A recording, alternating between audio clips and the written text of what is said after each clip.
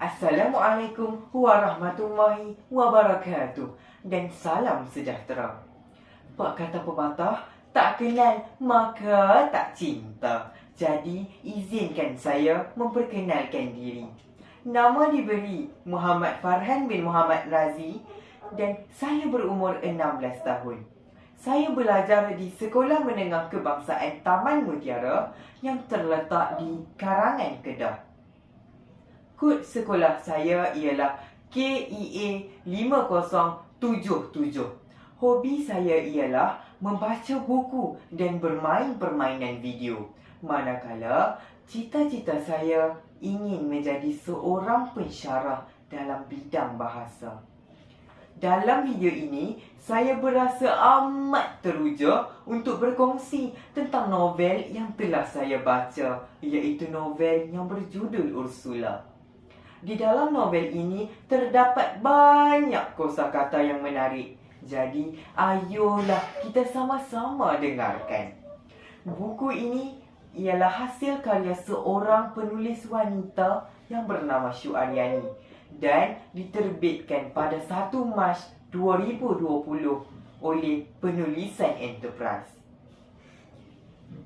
Sebelum saya mendalami dengan lebih lanjut tentang novel ini, izinkan saya bercerita sedikit sebanyak tentang penulis ini. Syu Aryani merupakan seorang yang gemar membaca novel, menonton drama dan filem.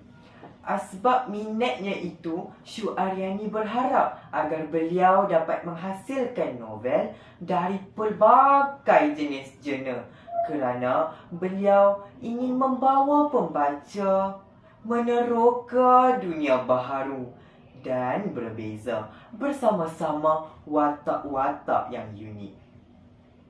Cinta romantik dan thriller merupakan dua genre yang paling diminati oleh Syu Aryani.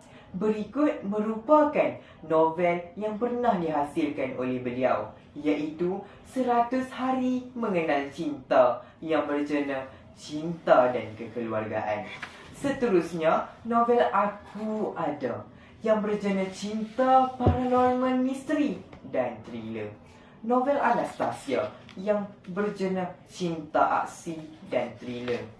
Novel Akulah Si Heroin yang berjana romantik komedi dan novel Jagakan Aku yang berjana psycho thriller. Beliau juga berharap semoga hasil tulisannya diterima para pembaca dan pembaca dapat memperolehi manfaat daripada hasil tulisannya. Novel Ursula berharga RM26 bagi Semenanjung Malaysia, manakala RM29 bagi Sabah dan Sarawak.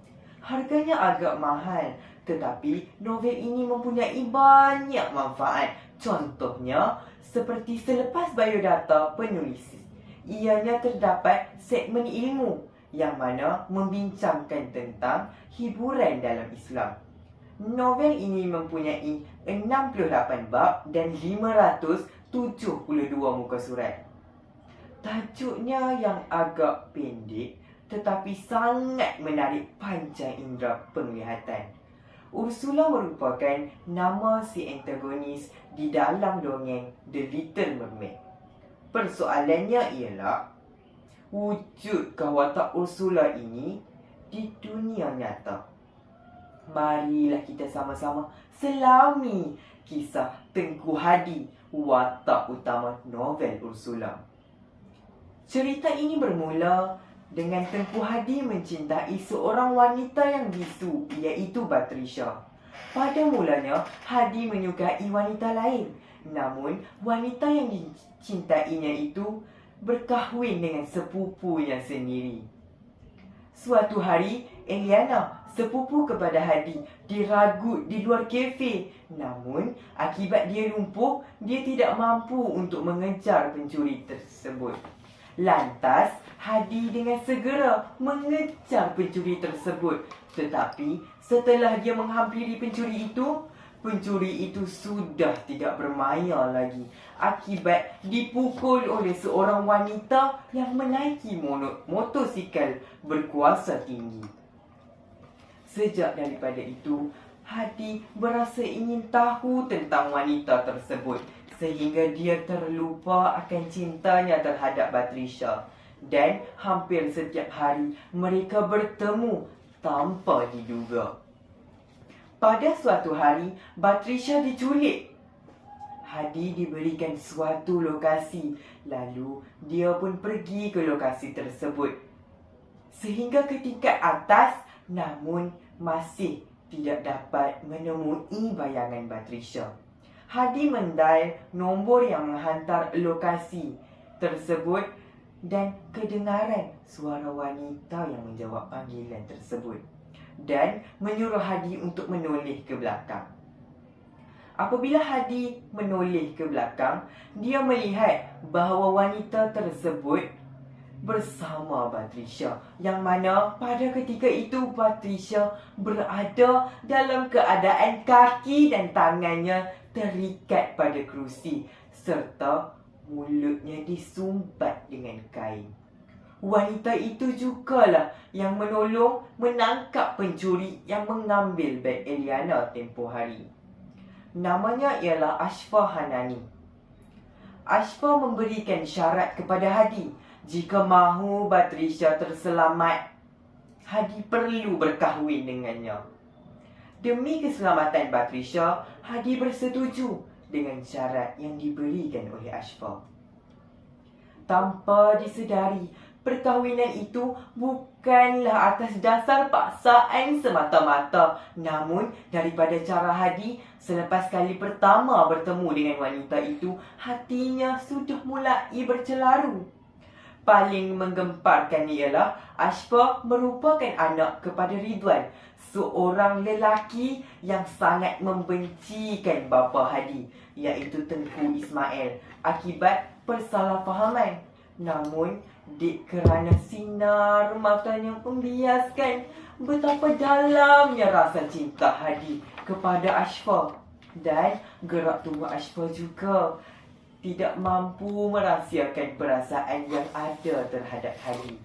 Jadi, Ismail ingin Rizwan tahu tentang apa yang sebenarnya berlaku beberapa tahun dahulu agar dendam yang tersemat dapat dileraikan. Namun, Ismail sudah terlambat. Pengakhiran kisah ini